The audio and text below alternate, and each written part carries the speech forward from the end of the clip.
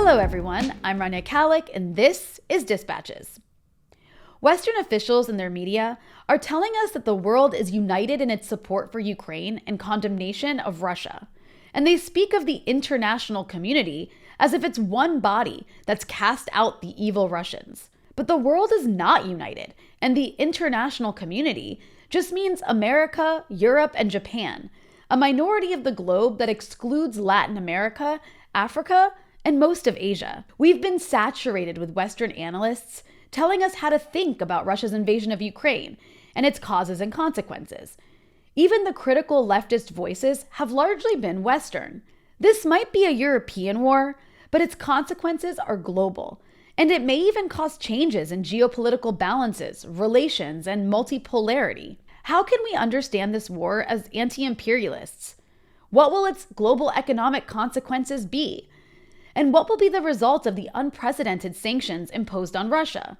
To help make sense of it all, and to get an erudite point of view from the global south, I'm joined by Prabhat Patnaik, Marxist economist, professor emeritus at JNU, and author of many books, including A Theory of Imperialism and the more recent Capital and Imperialism, Theory, History, and the Present, both co-authored with Utsa Patnaik. Professor Patnaik, welcome. Thank you. Thank you. It's wonderful to have you back on the show. And obviously, quite a bit has changed in the world since the last time we spoke. So you recently wrote a piece that was very good, and I'll include a link to it in the description. And it was about the issue of sanctions. So before we get really into it, I want to start talking about sanctions as economic warfare in the general sense. And, oftentimes when we think about imperialism, which obviously you've written a great deal about, we think about the dropping of bombs to extract a country's resources. But one of the greatest tools of imperialism today is sanctions. And for our listeners and viewers, we know that US sanctions, or unilateral coercive measures, as the US calls them, are often imposed with the goal of collapsing the targeted country's economy in order to turn the population against the government, so they'll overthrow it. And this is the case in so many countries around the world. We know that something like a third of the world is said to be under US sanctions at the moment. So with all that said, can you explain how sanctions are a primary tool of imperialism today and what that means in economic terms? Well, sanctions are over and above arrangement, or what I would call the international economic regime. Neoliberalism itself, even if there are no sanctions, constitutes an imperialist tool, because whenever there is any tendency for raw material prices to rise, agricultural commodities prices to rise, most of which are produced in the third world, then immediately these countries are asked to resort to austerity, to deflate their economies, to reduce the incomes in the hands of the working people, therefore to reduce the demands for these commodities so that their price increase subsides. Now, that's the typical arrangement of a neoliberal regime, which basically squeezes the working people of the third world in order to ensure that the capitalist West is not afflicted by inflation, which hurts the interests of finance capital. Now, so even if there's no sanctions, there is still imperialism. And that imperialism is actually operating through the international regime. But sanctions act over and above that arrangement. As a matter of fact, they go contrary to that arrangement, because after all, that arrangement is generally sold to the third world on the argument that it's a very reasonable thing to do, that neoliberalism would bring about high growth rates, it would bring so many people above poverty, that it's a good, rational arrangement. But sanctions act over and above this, and therefore sanctions are sort of doubly wrong. They're wrong because they act against the very arrangement which imperialism imposes on the world generally and on the third world. And secondly, they in fact violate the very rules which this regime entails. I'll give you an example. Uh, Iran, originally, I'm not even talking about now, originally, when the United States and the Western countries impounded the foreign assets of Iran, that was completely violative of all international law because they had been put in American banks. And therefore, if a depositor puts some money in a bank and then at the behest of the government of that country, the bank impounds those deposits, freezes those deposits, does not allow the depositor to take out that money, then that is against all canons of international economic arrangement, all canons of international law. In fact, it's an act of international brigandage. But this is precisely what had happened earlier vis-a-vis Iran. And this is the kind of thing that you find. So sanctions are over and above what imperialism normally imposes on the world generally. You know, that's interesting you mentioned that, because one of the points that you make is that sanctions are this economic weapon that's overused that might in fact be counterproductive for imperialist goals. So I'm curious, especially now that Russia's under such a huge amount of sanctions. I mean, I think it's the largest country to be sanctioned to such an extreme degree as it has been in the last few weeks.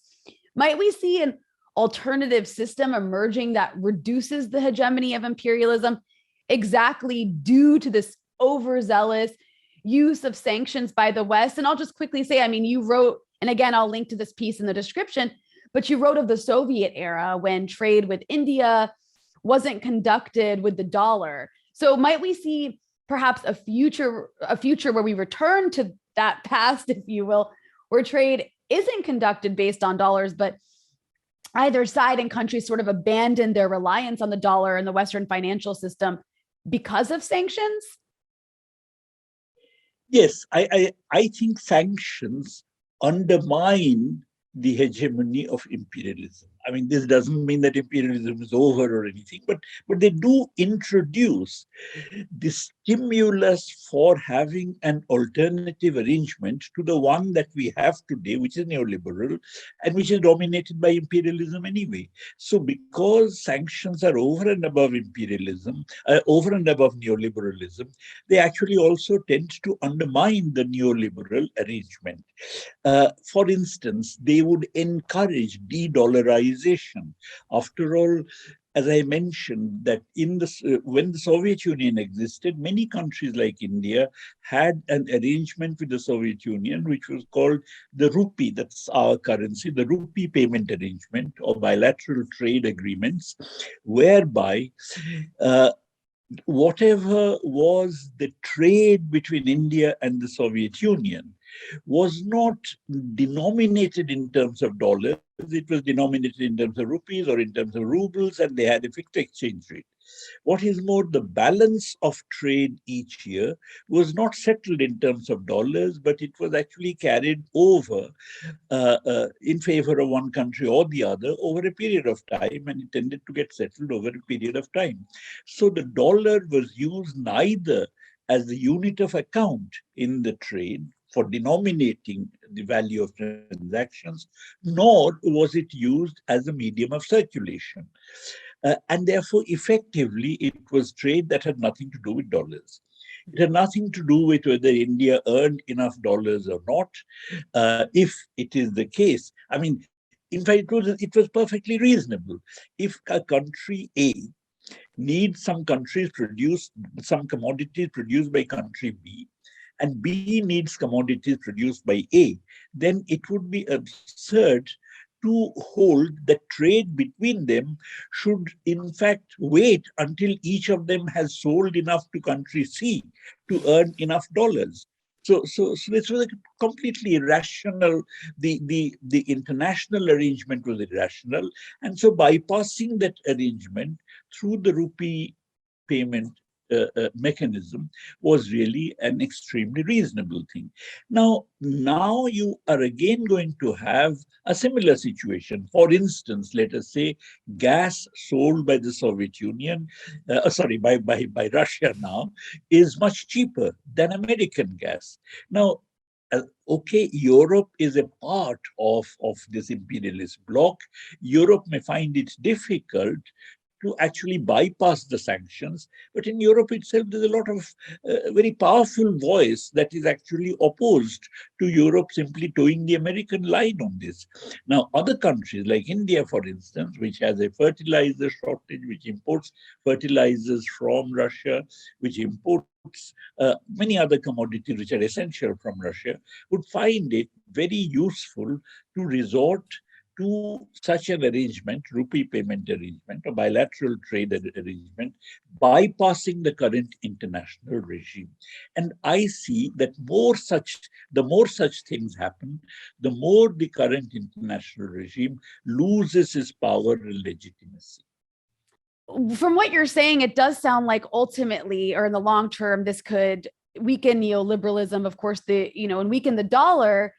But that said, when we look at Russia specifically, I mean, this is one of the top economies in the world in terms of its size. Russia's a country of 140 million people. It's totally integrated with the international economy, the Western economy, and now it's not almost overnight.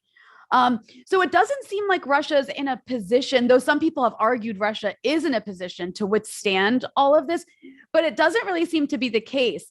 And I'm curious, as an economist, do you see this as maybe being, for Russia specifically, worse than what happened in the 90s? And perhaps you could use this as an example to walk us through what will be, in your opinion, the consequences on this very large economy of these policies that have been imposed. I mean, from freezing their central bank assets, basically all the Western companies leaving.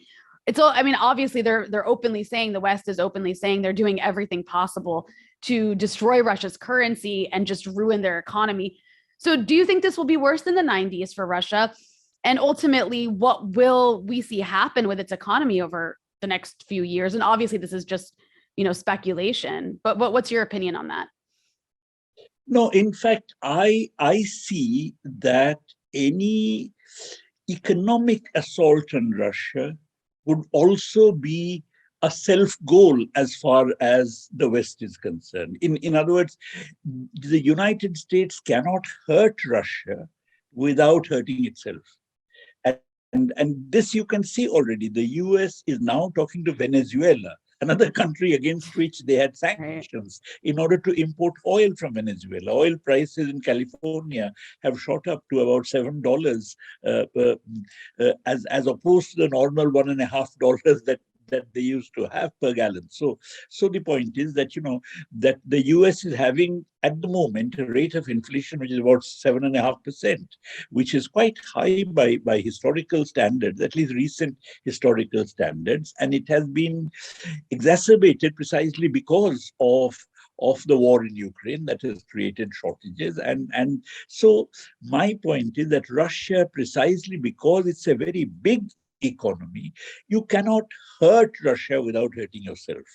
And I think that is exactly what the United States currently is engaged in. And let us not forget that in this entire conflict, India, China, major part of Africa, they have been relatively neutral. In other words, they have not joined in behind the US, and so it's always open to Russia to enter into all kinds of trade agreements with these countries, which again, in terms of sizes of the economies, are enormous.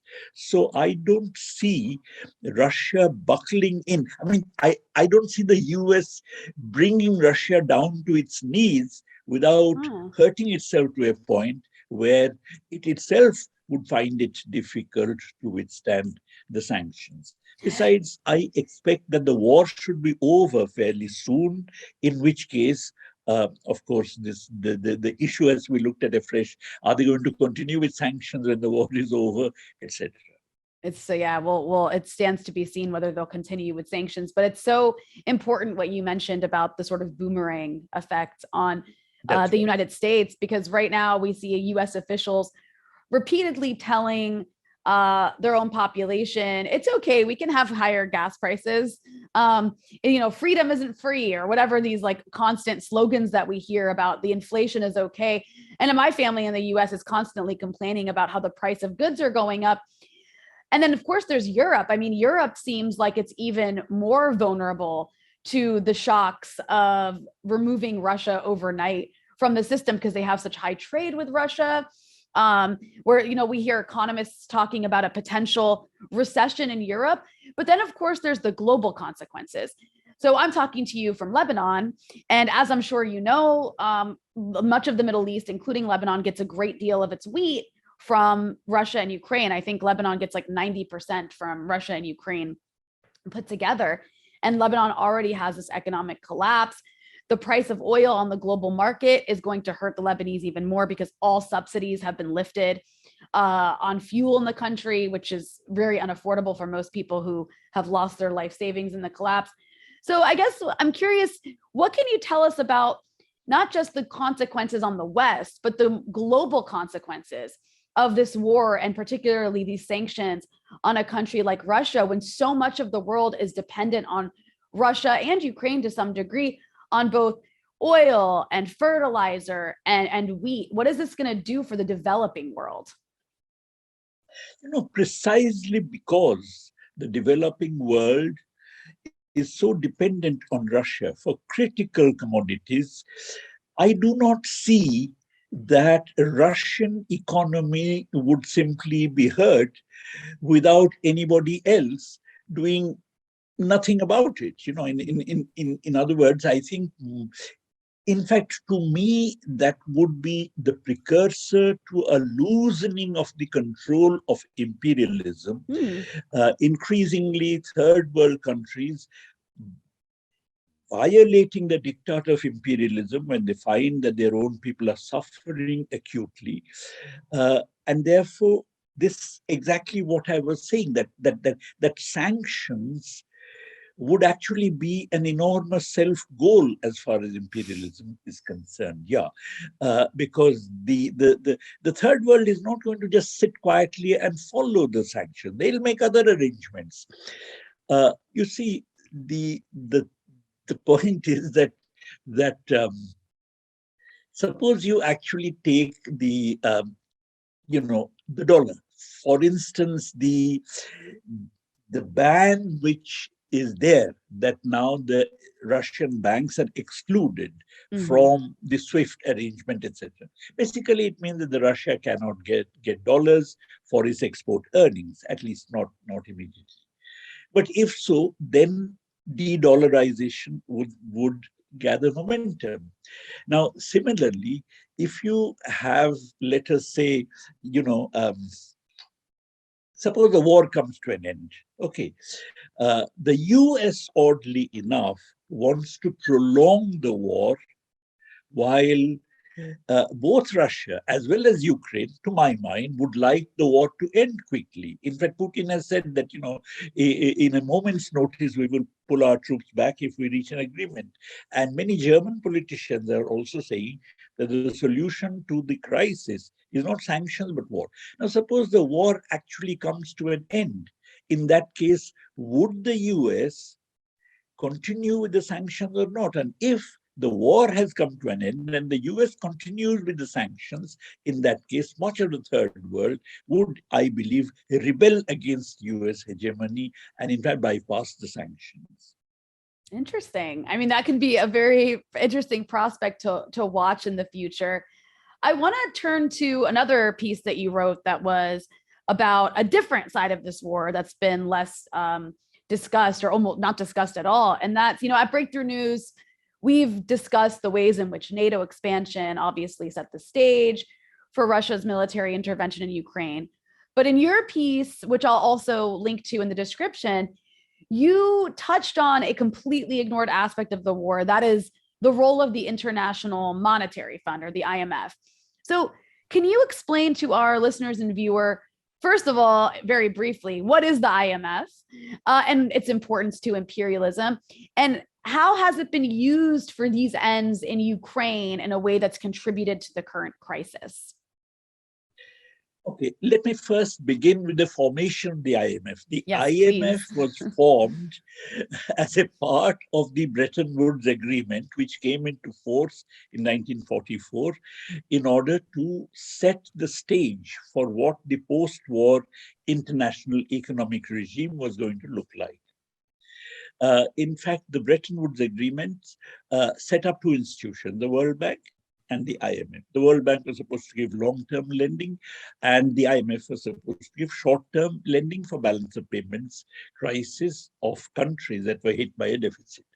Now, at that time, the entire agreement, the Bretton Woods arrangement that ruled in the world from the end of the Second World War right until 1971, effectively, but 73 nominally, was an arrangement in which countries were allowed to have tariff protection, quantitative restrictions against their imports. In other words, commodities were not free to move along, to move across country borders. Capital and certainly finance was not free to move along across country borders because they had capital controls. Every country, even European countries, had capital controls, and therefore it created a setting in which each country's government could pursue policies of demand management so as to reach near full employment. So that entire policy basically said that the market has to play a secondary role to the government in maintaining near full employment in the entire capitalist world. Now, on the basis of which the next couple of decades, or more than 2 decades after the Second World War, has sometimes been called the golden age of capitalism, because you had high levels of employment in the advanced countries. Therefore, the trade unions were powerful. They actually bargained for and obtained high real wage increases. Productivity was rising because many productivity raising innovations which had come into existence in the interwar period and not introduced because of the depression got introduced. The labor productivity rose. Real wage rate rose, the growth rate increased, GDP growth rate, and so on, close to full employment, etc. That's why it's called the golden age of capitalism. The welfare state in Europe came into being, etc. Now, that is when, as a part of this development, you also had a process of formation of huge blocks of finance in the European and American banks. And that was the beginning of international finance capital. Because when you had all these banks holding huge amounts of dollars, huge amounts of other key currencies, then they said that, look, we would like to invest it across the world, wherever it's possible. And so there was a lot of loan pushing into the third world that had balance of payment deficits and so on. And therefore, the hegemony of international finance capital came into being, which meant the end of the Bretton Woods system. And that hegemony showed itself in terms of the imposition of neoliberal regimes everywhere, in Europe first, subsequently in Latin America and Africa, and then later in Asian countries like India and so on, where it came into being at the beginning of the 90s. So the role of the IMF actually changed during that period. The IMF originally was simply giving balance of payments aid, and asking countries to reduce their demand. We were still opposed to the IMF at that time because of a particular reason. That under the Bretton Woods system, it is only the deficit countries that were asked to make adjustments, not the surplus countries. Suppose it is the case that, you see, all surpluses and deficits must add up to zero. So suppose the surplus country increase its domestic demand, then the deficit country doesn't have to reduce its domestic demand automatically. It is going to have, it can be at the same level of employment and output that it was earlier, but its deficit would disappear. But that was not agreed in 1944, which is why the deficit countries were made to make adjustments. Therefore, they suffered if they had a deficit. current account balance of payment deficit, which is why many of us, progressive economists, were all opposed to the IMF, because the IMF imposed this on the deficit countries. But still, it was just a stabilization. But then the IMF's role became, as it were, the monitor of the world economy. It did what is now called structural adjustment, which means that it actually pushed countries into adopting neoliberal reforms. So from being an institution that helped, as it were, a state interventionist regimes everywhere, it actually became an institution that subverted state interventionist regimes everywhere. But now the IMF's role is even worse, because in addition to simply promoting neoliberalism, it also has become more or less organically linked to US foreign policy interests. So it's not just for so-called economic benefits that it actually imposes various conditionalities, but also to help the US foreign policy interests. And that's where we get to Ukraine. So how did the IMF contribute to the crisis in Ukraine through being a tool of US foreign policy? You see, Russia, let us not forget, is a part of the IMF. Mm-hmm. And therefore, the IMF should strictly have not interfered at all. On the contrary, the IMF should actually have told countries like the United States and the Western economies, when they imposed sanctions, that look, you're violating the international arrangement that we have built up, of which the IMF is supposed to be the guardian, namely the whole neoliberal arrangement. Neoliberalism is opposed to sanctions. Neoliberalism says that finance must be free to move across borders. So the IMF should have played that role. On the contrary, what happened was, when Ukraine was negotiating with the European Union for trade agreements, it became necessary for Ukraine to accept an IMF loan as a condition for joining the EU trade arrangement. Because again, the IMF is a sort of guardian, that advanced countries feel happy dealing with a third world or dealing with a second world country if it is under IMF tutelage. Because then the IMF would ensure that these countries do not become unruly. Mm-hmm. But the IMF, as is typical, to create what they call investor-friendly atmosphere, insisted on a cut in real wages in Ukraine, insisted on a reduction in government expenditures on education and healthcare, which also would have meant retrenchment of large numbers of teachers and healthcare workers and so on. And additionally, most importantly, it wanted, Ukraine actually subsidizes the gas consumption of its population. So it wanted the subsidy to be cut, which would have meant that gas prices in Ukraine would have increased, made it really extremely expensive for the local population to have access to gas that is grown in their own country, that developed in their own country. Incredible. Yeah. So at that point, it would have been so unpopular that Yanukovych, who was the president, actually said that no, this is just too much to take, and therefore he started negotiating with Russia in order to get short-term or financing. And that is when the United States, in alliance with a whole lot of neo-Nazi, neo-fascist groups in Ukraine, arranged a coup d'etat in which Yanukovych was overthrown. So my point is that the IMF has been very much at the center of this entire development that has led to the current crisis. Amazing. And they don't get any credit for it. So that's what we're trying to do here. We're trying to give the IMF credit where it's due. And now, you had mentioned that now the IMF is, even as Ukraine is in a war, the IMF is still about to give like a massive loan to Ukraine. Can you talk a little bit? You don't have to go into too much detail, but can you talk a little bit about that and what that means? Yes, exactly. I mean, one of the normal things that the IMF does is not to give loans to a country which is witnessing, let's say, a civil war. Now, Ukraine has been witnessing a civil war for the last 10 years.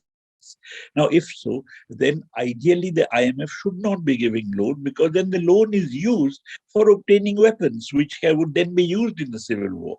But on the other hand, this is what the IMF is doing. And now, in the midst of the war, the IMF has, the IMF managing director has recommended to the IMF board that the loan which Ukraine has asked for should be given, which would basically be used by Ukraine to strengthen, to arm itself, to strengthen itself in the war, even though Russia is also a member of the IMF. And as a Wow. result, it is a direct interference in the war itself.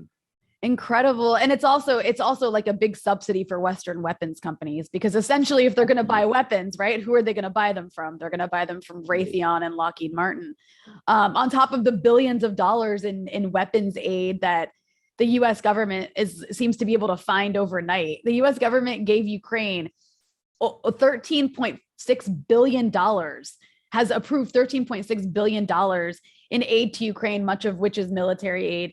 So it's just subsidies to weapons companies in the West all around. I wanted to ask you, since you wrote the book on imperialism, we've been seeing a lot of conversation in the Western left mostly about Russia and whether it's an imperialist country. Now, obviously, Russia is a capitalist country, and no one is suggesting otherwise, but there is a definition of imperialism. And you know that definition well. So can you briefly explain, I know I've asked you to do this before, but can you briefly explain what imperialism means and whether you think Russia as a country falls into the category of imperialist, and why or why not? Okay, let me begin by saying that the idea of Russia being imperialist and expansionist is an idea that is being promoted at the moment by the United States. Mm-hmm. Now, therefore, for the Western left to buy this idea is unfortunately indicative of the kind of hegemonization of the Western leftist thought, which the US has succeeded in achieving.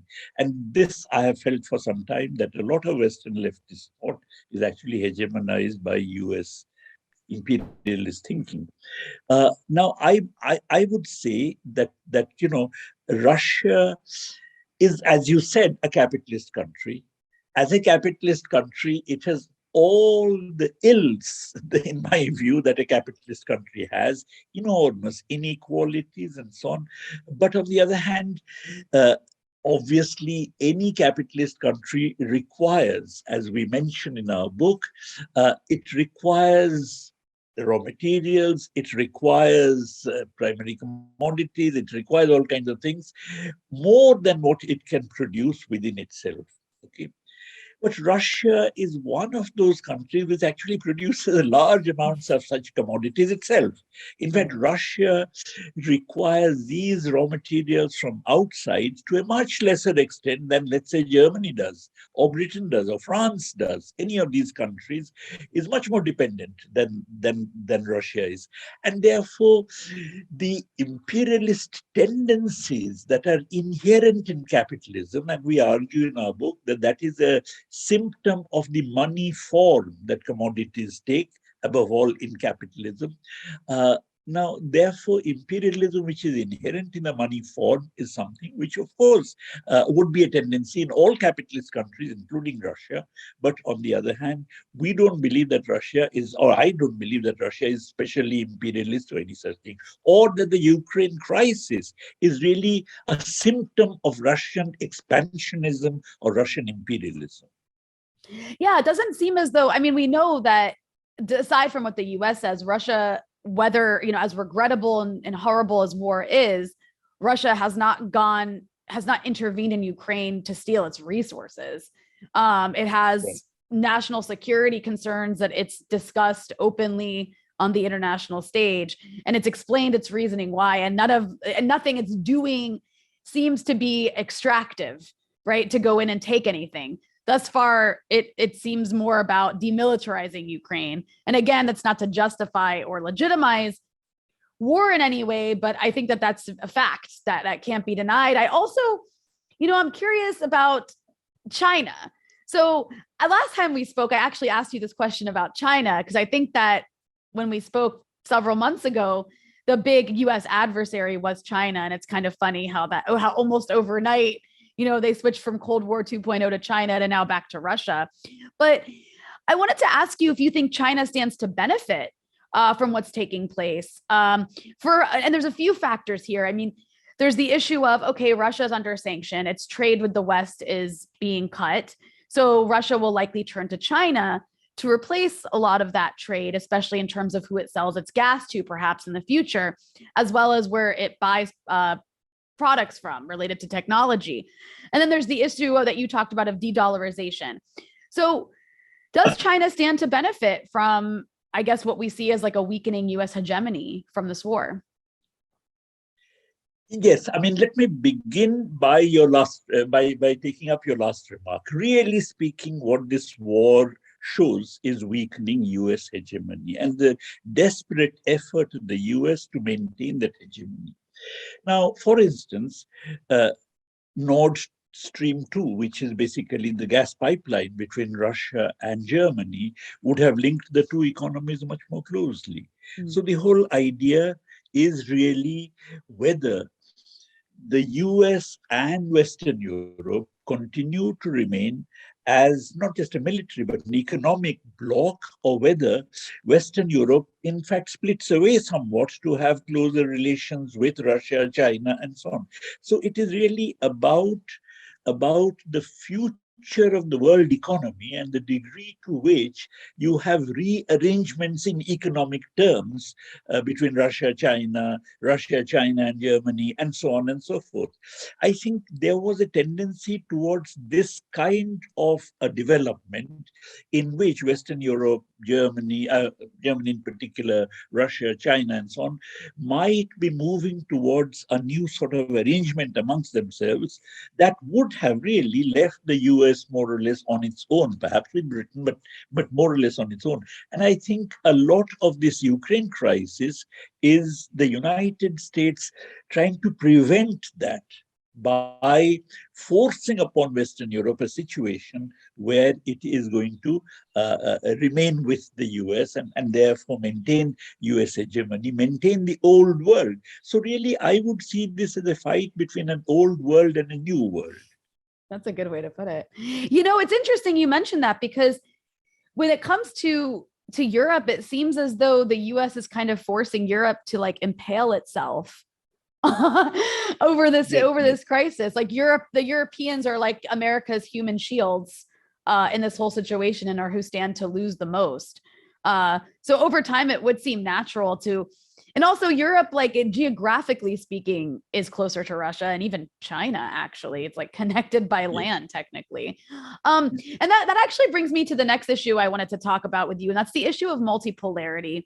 There's this increasing talk, we're talking about it now, about US hegemony declining and the end of this unipolar world that we've lived in for the last 30 years. And of course, this was mostly discussed in the context of a rising China. But Russia's intervention of Ukraine, again, horrible as it might be, does pose this major challenge to US hegemony.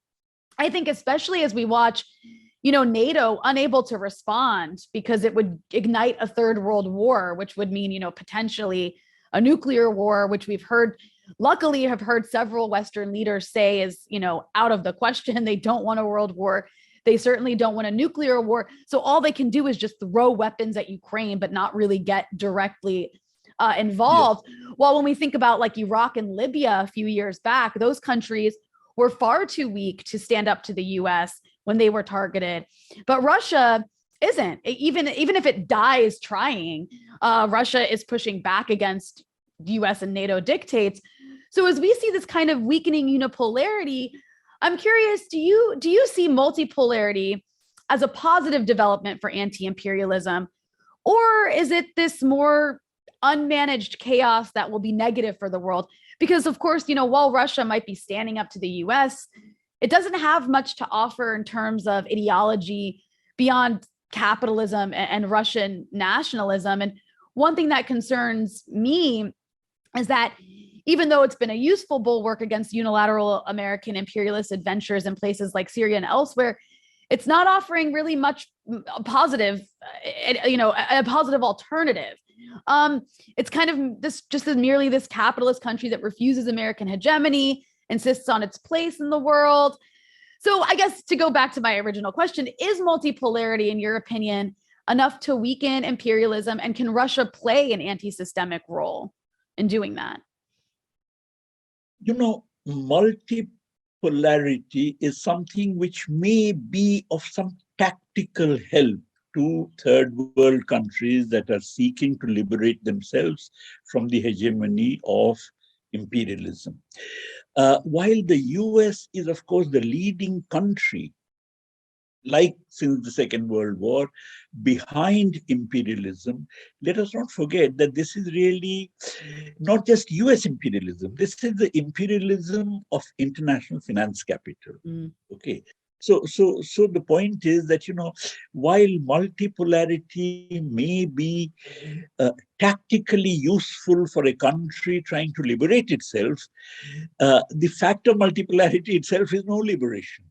The fact that you have large numbers of capitalist countries which are really jockeying amongst themselves for greater hegemony or for greater influence or etc. is something which is no consolation to an Indian peasant, is no consolation to a Libyan worker. So the point is, I think the essential point about the third world people's liberation continues to remain. Now, multipolarity may create an environment in which they may feel emboldened to embark upon this, because till now it appeared a no-exit situation, that, you were caught in this trap of neoliberalism without any hope of getting out of it, except at very high costs, while now it is possible that there are some kind of ways out which are opening up. But ultimately, I believe that the kind of, the real struggle, to my mind, is the struggle of the working people of the third world to liberate themselves from the hegemony of international finance capital, and therefore from the neoliberal order that really keeps squeezing them. So I wanted to ask you about the issue of nationalism as well. Are you concerned with the resurgence of Russian nationalism? Because, of course, when you get rid of ideology and bring in neoliberalism, right, all that's left is nationalism, which is actually not just, of course, in Russia. We see that across many of the former Soviet bloc states. But specific with Russia, are you concerned about the resurgence of Russian nationalism, which is a fear that a lot of people in the West have been expressing? I first of all, I would like to draw a distinction between two kinds of nationalism. I am opposed to the idea of using nationalism as a homogeneous category across the world and then saying nationalism is bad. I would certainly draw a distinction between anti-colonial nationalism, which many countries in the third world, in their fight against colonial domination, had invoked, and of course, the nationalism, for instance, that developed in Europe from the post-Westphalian peace treaties in the 17th century. And then, now the latter was always imperialist. In fact, there were at least three differences, to my mind, between these two kinds of nationalism. The first difference is that the European nationalism that developed was one which always had an enemy within. The Catholics in Northern Europe, the Protestants in Southern Europe, the Jews everywhere, and so on. Secondly, it was imperialist. In fact, in the 17th century itself, Cromwell invaded Ireland. So it was imperialist from the very beginning. And thirdly, it is something that actually put the nation above the people, that people have to make sacrifices for the nation. The third world anti-colonial nationalism differed in all these respects. It actually saw the job of the nation to improve the conditions of the people. It was inclusive. It did not have an enemy within, though, mind you, now many third world countries are witnessing neo-fascist movements that create an enemy within and betraying the anti-colonial nationalism. For instance, I would say Hindu nationalism, the kind of thing which our government, proposes implicitly, is something which is opposed to anti-colonial nationalism. And of course, and these were not countries that were really going out to conquer other territories. So, uh, and in class terms, the European nationalism was actually nationalism of the bourgeoisie, emerging bourgeoisie, subsequently a monopoly bourgeoisie, subsequently a fascism, which actually brings the monopoly capital and the state together in order to have a larger sphere of influence. While I think much of the third world anti-colonial nationalism was really peasant nationalism. I mean, this is obvious in the case of Vietnam. It was a nationalism to which various other classes joined in, but fundamentally it was sustained and supported by the peasantry. And therefore, I would suggest that using the term nationalism as a hold-all category is not really legitimate. And when we are talking about Russian nationalism, of course, in the context of the war, some kind of revival of nationalist rhetoric and then so on is inevitable. But which way it develops, and Russia being a capitalist country marked by great inequalities, marked by huge power of the oligarchs and so on, all of whom are behind Putin, I do not see the Russian nationalism as being a progressive force, though of course in the short run it may have some kind of vigor because of the war they are engaged in. But if it persists into the long run and then develops into an expansionist, annexationist nationalism, that would be a disaster. Right. And then, of course, there's the flip side of that, which is what we're seeing happen across parts of Europe. And that is something I find incredibly disturbing. Now, Russia has perhaps exaggerated the just how widespread the neo-Nazi elements in Ukraine are, but we know they exist. We know they're there. And there's a complete whitewashing of neo-Nazis going on in the Western press, the European press, the American press, while at the same time you see this very not so shocking, but really disgusting rhetoric coming from the Western press in recent weeks about, the war in Ukraine is more shocking and horrible and sad because it's like blue-eyed and blonde-haired people who are the victims this time, right? Because this is happening in amazing civilized Europe as opposed to like these backwards war-infested places like Iraq and Afghanistan and those places. Like we expect war to happen there, which in my opinion is just, a liberal form of accepting white supremacist rhetoric.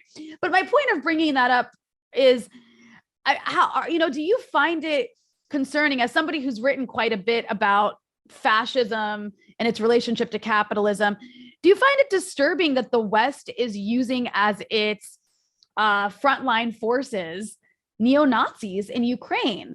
What should we make of that? How concerned should we be about that, especially as we see thousands of foreign fighters around the world being encouraged to go to Ukraine? I mean, not all of them are going to be far-right neo-Nazis, but some of them are, because who's going to be the most ideologically committed to go fight a war on the other side of the world, except for people, who have an extremist ideology? But what do you make of this neo-Nazi threat? No, I think it's very serious. In fact, I am completely opposed to the Russian invasion of Ukraine, obviously, because war is no way to settle issues. Even though, as I said, the war is not about Russian expansionism. But on the other hand, I'm opposed to Russia trying to settle the issues through war. And what is more, in a sense, the war actually plays the role of mobilizing people of Ukraine behind the neo-Nazis, because the neo-Nazis would be the beneficiaries of it. Any Ukrainian leftist would obviously take a position which is not at this moment likely to be very popular with the people of Ukraine.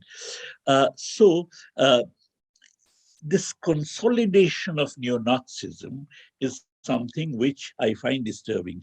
But the hope I have is that, notwithstanding US efforts to prolong the war would actually come to an end.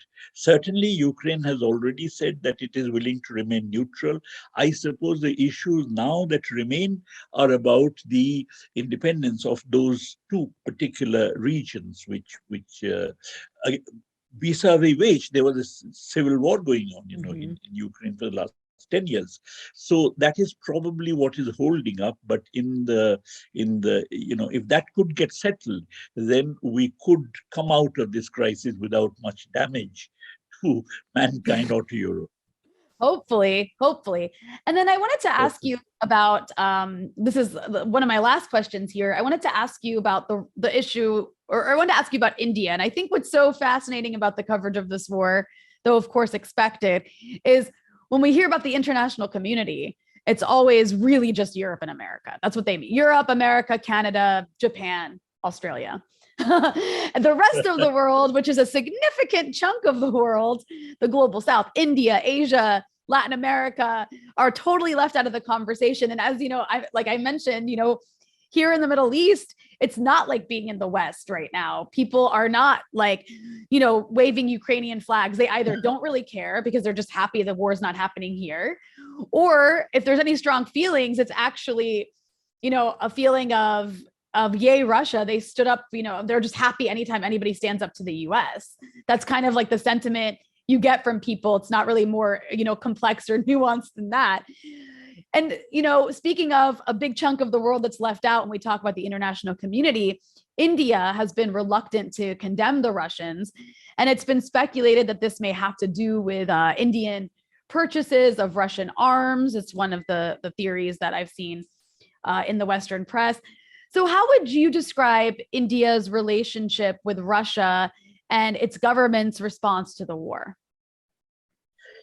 Actually, we have been thinking a lot about it because India was moving much closer to Israel and the United States before this war. And India is a member of the Quad and so on. So that it was actually pursuing policies that would normally have led it to support the US. If with what loudness, I don't know. I mean, whether loud support for the US or muted support, but one would have expected it to support the US. But the fact that it has not is something which is of interest. And I think somewhere there was a belated recognition that we are moving too close to the US, becoming a camp follower, or it may be the continuation of the thinking about non-alignment, which the current government is not very keen on, but on the other hand, somewhere a realization that non-alignment actually makes sense. But whatever it is, I think India has taken a position which, to my mind, is a good position. It's a sound position because it's a position which is not following the US, but at the same time, keeps open the possibility of developing relations with Russia. As I said, the rupee payment arrangements, if there's an alternative economic regime that tends to come up in the years to come, then India can play a role in that regime, etc. So it retains a degree of freedom for itself, which is of great importance.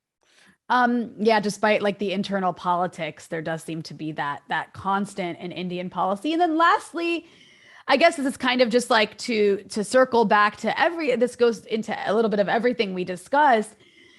You've talked about how delinking is one way to overcome the hegemony of international finance capital. So can you just very briefly explain what does delinking mean? And I think you kind of alluded to it, but do you see this kind of big shift in the world order that seems to be taking place at the moment contributing to that end of delinking? Let me begin by simply asking a very simple common sense question. Suppose in India today, you have plenty of food grain stocks, you have plenty of unutilized capacity, the growth, huge unemployment and so on, like elsewhere. Now, if the government enlarge its expenditure by enlarging the fiscal deficit. Or if the government, suppose tomorrow a progressive government comes to power, it enlarges its expenditures by increasing wealth taxation, which is what Bernie Sanders, Elizabeth Warren, and so on have been suggesting in the US. Then what would be the consequence? Why should the government not do it? Immediately, what you would find is that there would be an outflow of finance. Moody's would downgrade you. Therefore, you would not be able to get enough finance to sustain your current account deficit on the balance of payments. And therefore, the rupee would go down. There would be inflation and so on. And you cannot even have adequate protection for your inputs. Therefore, in order to have any degree of autonomy as far as the state is concerned to follow pro-people's policies, some control on capital outflows and some control on commodity inflows becomes necessary. Inflows of goods and services as well as capital outflows becomes necessary. That once you have introduced those controls, then they may necessitate further controls. That is what I mean by delinking. In other words, what I mean by delinking is that precisely the kind of order in which we are currently, in which capital and finance are free to move in and out, the tariff rates and no quantitative restrictions, tariff rates and commodities are extremely low. That is a regime in which the government does not have enough autonomy, enough space, even a progressive government, enough space to follow pro-people policies. Therefore, I think delinking in that sense from the free flow of capital and finance as well as free flow of goods and services, to start with some control, and that may give rise to further controls, is something which is essential. And, this actually just came to mind. I'm just curious your thoughts on this. As we see the we were talking about sanctions and the, boomerang effect of sanctions on the West, which will suffer if they make Russia suffer. You've written about how in times of economic crisis, this is when the sort of far right elements of capitalism benefit, right? Because people are miserable, they're looking for answers.